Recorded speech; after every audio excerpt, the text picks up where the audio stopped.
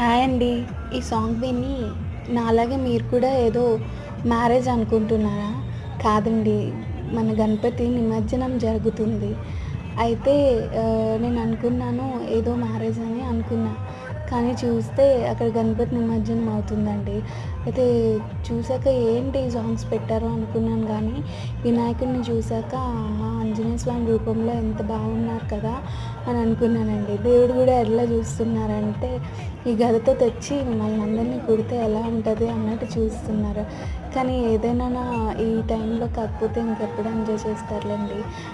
కానీ వినాయకుడు మాత్రం చాలా బాగున్నారు కదండీ! ఆంజనేయ స్వామి రూపంలో.